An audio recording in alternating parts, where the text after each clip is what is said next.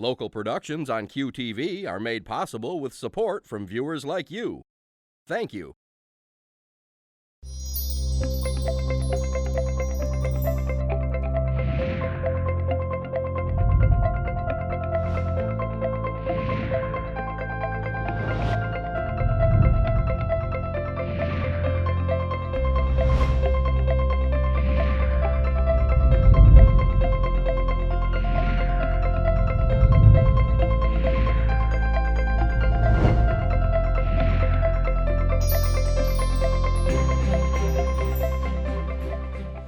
Hello, everyone. Welcome to Junia Doan's The Spark.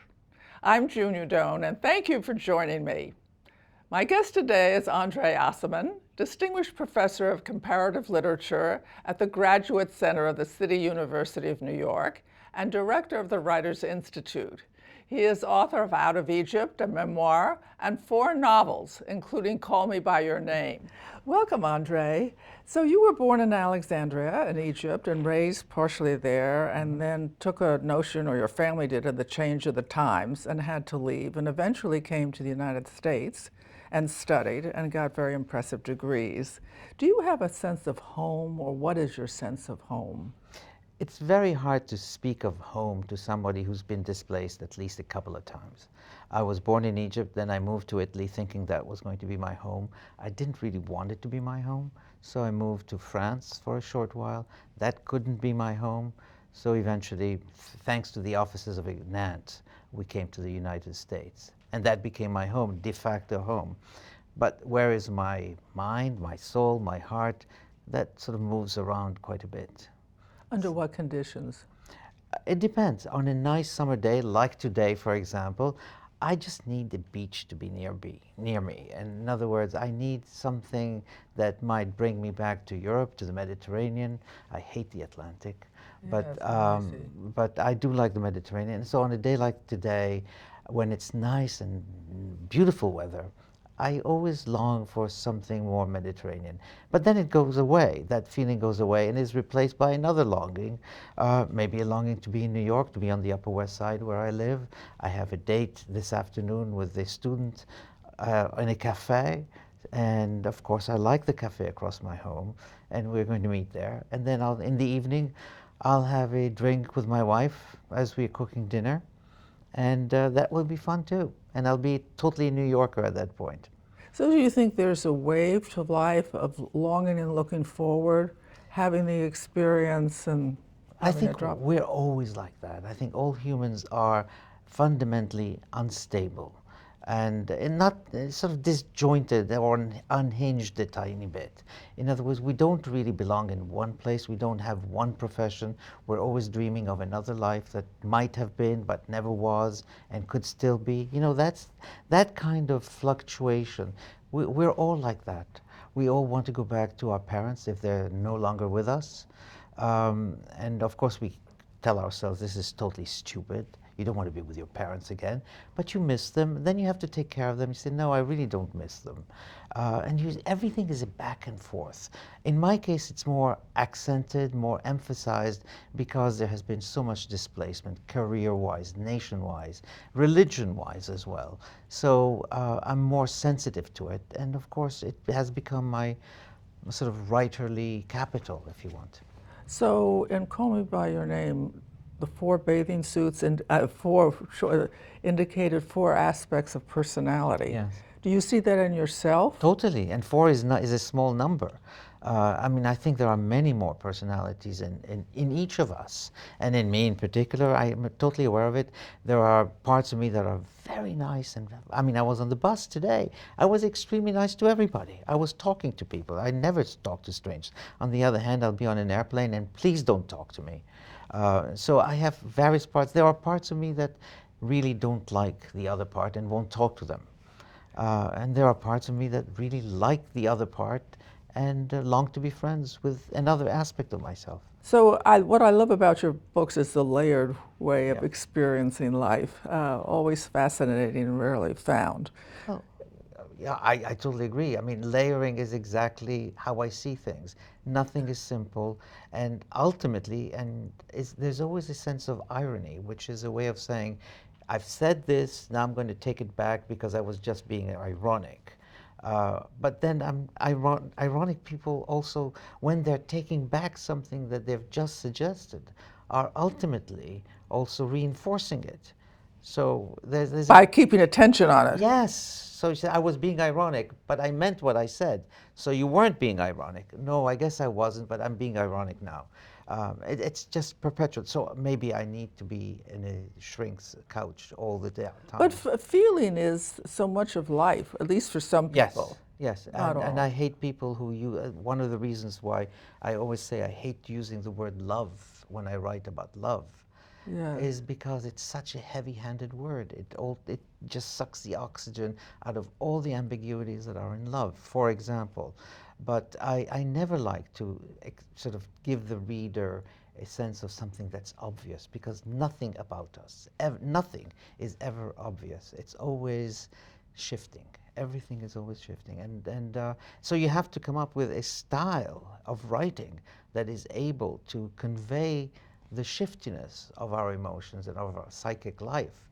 So you can't have something, may I be forgiven for saying this, you can't write like Hemingway, which are sort of very sort of static sentences that have a subject, verb, and object and are very obvious. You can't do that when it comes to our rich emotional life. You talk about readers being hiders and maybe not liking themselves. Yes. I think that people who read, much less people who write, are people who spend a lot of time by themselves. And in other words, it's a way of saying, real life is a fantastic party. I wasn't invited today. That's so sad. It's not sad at all. People who read like to be alone.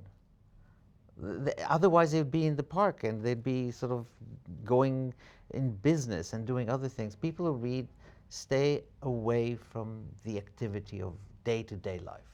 I think that's true. I read that, and I read a lot or Yeah. less, but I've read since a child, and partly it's a bridge to worlds I don't know about, It's another dimension. and that evokes feelings or at least information or questions. And I really thought a long time, well, is I hiding out? And I think that it could be said that, but it also could be said, maybe I don't know enough interesting people. Well- But if it goes around interesting people, I would talk to them forever.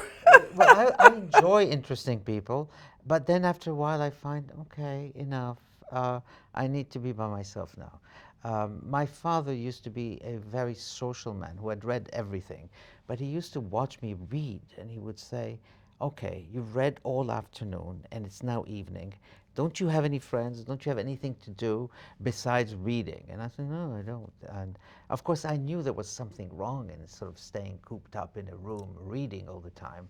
I mean, I was having a great time, but I Right. knew there was other things. I mean, I wanted to date, I wanted to go out to parties, but people didn't always invite me. So, and I didn't have many friends.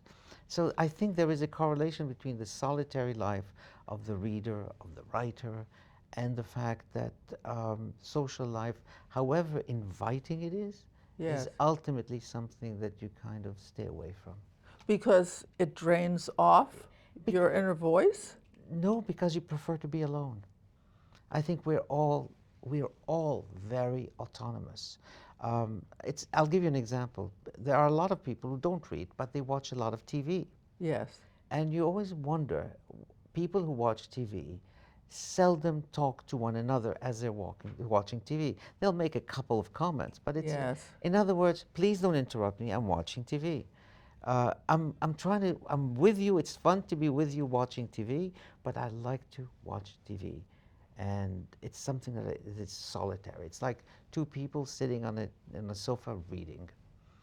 I thought about why do men like sports so much and watching TV? And separate from what I used to think about that, Yeah. I also thought it was a chance, just like you're saying, for them to be quiet, to rest, to just be. Yeah. I think, well, you go to sports are a way, of course, sports sometimes, I mean, basketball it's in a team, but it's a way of being, I used to call playing tennis, which I love. Playing tennis is a way of being one with tennis. It doesn't matter who your partner is, or playing basketball, which I don't do, but it's being one with the idea of basketball. You become one with something else Outside yourself. outside of yourself. That's restful. Very. And it's necessary. It's not just restful. People who are constantly chatting away and talking and doing so many social things, sometimes, sort of they break down at some point. Because people need quiet. You need quiet, you need to be alone. And some people are terrified of being alone. Because? Don't know. I never quite figured that one out. I find it interesting. To be alone? Yes, because No, I can ask any question I want to and follow it up or whatever.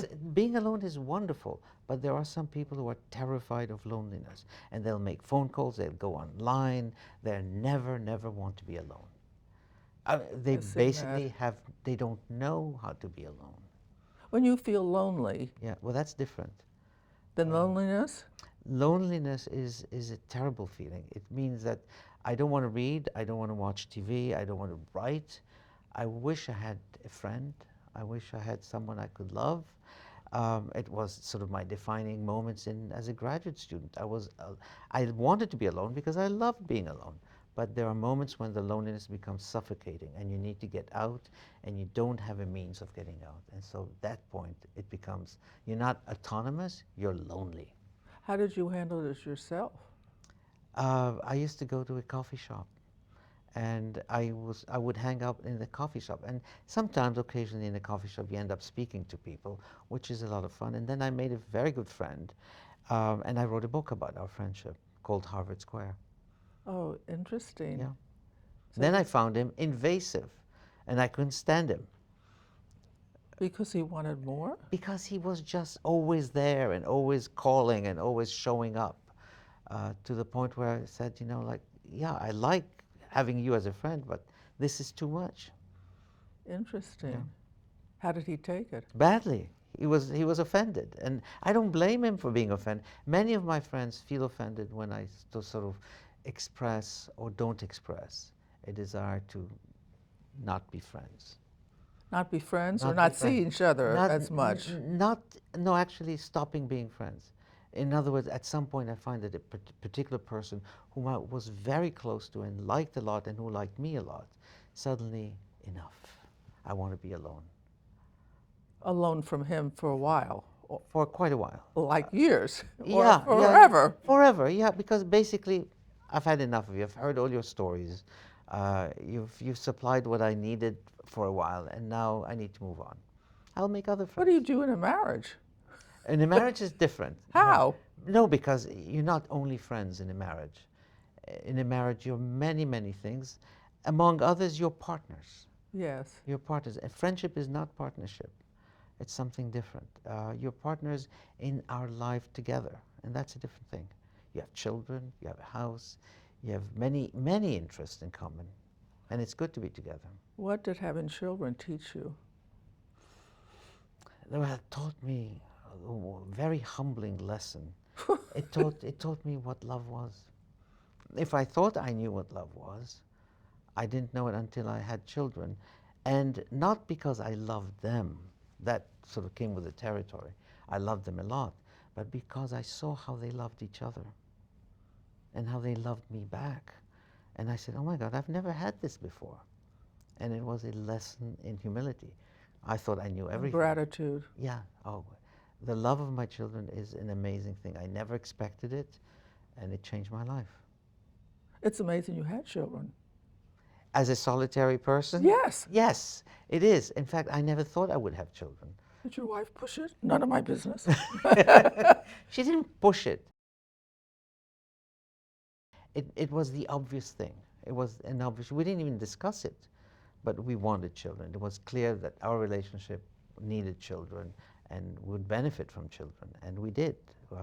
It gave us 10 years of a lot of work. Yes. A lot. And we had 3 boys, so there was a lot of work. And I showed a video of our living room with the 3 children playing madly in the living room. And I showed it to one of the kids, and he says, "Please turn this off. It's very disturbing." I said, "What do you think it was for us?" How interesting. Yeah. But it changed you as a person, Yes. I would guess. It made me a far better person. I don't know that others think I'm better, but I felt better. I'm richer as a human being. Does it change what you bring to your writing? No, I don't think so, because the person I am as a writer is totally different. It's not a father, it's not a husband, it's a totally sort of different sensibility. It's a person who basically goes back to his, in my case, I go back to my childhood and my adolescence, which were formative years. And in those years I was alone, I was reading, and I was basically getting to understand the world as perceived through my voice. And I was understanding the world. I was trying to understand the world. Of course, I never succeeded, but what I understood is exactly what I write about. And as you transition from one book to another, how do you cleanse what you just completed, or take on whatever you decide to take on? You don't necessarily cleanse it, you augment it. It becomes, because otherwise you'd be going down as opposed to going up. I hear you. You want to write something that is probably, I think all writers have one story, or all thinkers have one idea, and it just morphs and becomes richer and snowballs into something bigger if they know how to do it. And in my case, I'll write a memoir, then I write a novel, then I write another novel on top of that, and it becomes always more complicated, more layered, more richer, I think. Sometimes we'll take a step down because somebody wants us to write an article, and suddenly we find ourselves saying, this article is kind of silly, but I have to do it because they wanted me to do it. And then you suddenly realize, but I'm making it more complicated than my previous book. Why am I doing this? Because you can't help yourself. You basically add a new sort of annual ring, as trees do. You add a new ring to something that you thought was kind of already done. I remember. So what is the one idea that you're looking at? It doesn't change. It's basically a sense of foreshadowed regret. It's, in other words, I'm in the future, but I'm in the future already anticipating the past. Peak moments don't stay peak. Yes, exactly. And so you know, as you're going to this wonderful dinner parties with wonderful people, you know that at some point you will say, why did I come to this party? And then you know that the next day you will say, we had a fantastic time at this party. Why don't they invite us again? And these are all sort of the ways I understand the world, as somebody who is already missing something that he didn't quite enjoy because he didn't know how to benefit from it. So I need a second take. And the second take is always disappointing. I'm processing that, but I think that's true. I know it to be true. My late husband and I went to this restaurant in the south of France. We were in love. It was so fabulous. The day, the fish, everything. So I suggested we go back the next day. The worst. The fish was off. It wasn't quite as bright. And the atmosphere was wrong. It's just, I said, that taught me. You have it and Enjoy be it, grateful, yes, because you can't repeat it. Well, it has to surprise you. Well, I was once sent to Paris to write an article, and I said I would write about a particular square in Paris. That's all I wanted to do, which was fine. And as I'm sort of walking the Strand, we go to every single restaurant in that square. It's called Place des Vosges. And my wife says, aren't you taking notes? Did you notice this? I said, yeah, it's okay, fine. And I'm not taking notes. I'm kind of saying, why are we here? I don't want to write this article anyway. And then, of course, I couldn't start writing the article. Right. It was only when I got to New York that I realized, now I want to write the article. I'm writing it as if something was lost. In fact, I lost that square, and I wrote an article, which I think was pretty good, but it was written from loss.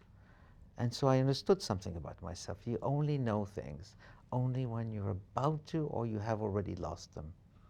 Interesting, interesting. Now, you are a specialist in comparative literature. What is the strains of the different literature in your current perception and writing? Do you draw? I mean, I've always wondered, do people write for themselves, for the where they live, for another culture, another time? I think that we write because we have to write, and I will begin by saying that we write for ourselves, about ourselves, however disguised that ourselves is.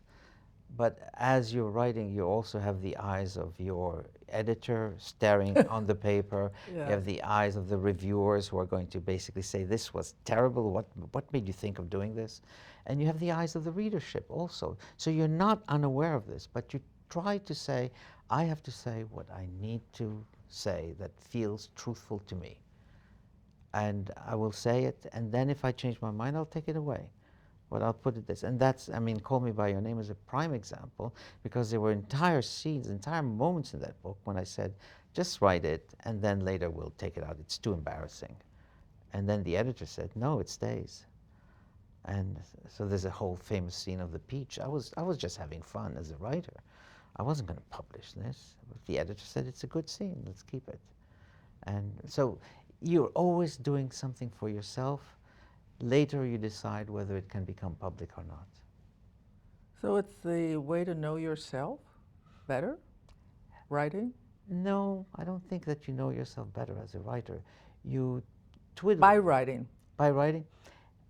No, No? you sort of, you extrapolate some identities that are hidden inside of you, and you bring them out to the fore. They may not be you, but they were you for that moment.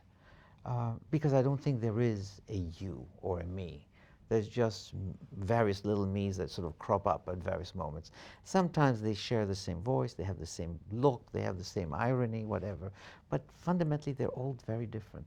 And writing is a way of allowing them to sort of play, have their little playground. Oh, I love it. Yeah, it's a sandbox. Writing is a sandbox. Some writers say, well, they let the characters speak for themselves. They were surprised by who. Yes. How does that work for you or not? No, they do. They do. I mean, in Call Me By Your Name, just to give you that example, the characters said things to each other that I said, I can't believe they said this. How did this come about? What a wonderful idea. What a wonderful way of expressing their feelings. You know, I could never have said that. Of course I did, but it came through them on paper. The speech of the father, I could never have written that, you know. Interesting. But it was me who wrote it. I would never say that. But obviously, I must have meant it when I was writing it. It's a great ability to infuse yourself into a different dimension. Yeah. Well, I think they call that imagination. Sometimes. Or sometimes it's just memory or imagination, and sometimes I can't even tell the difference between the two. So would movies or other books, how do you?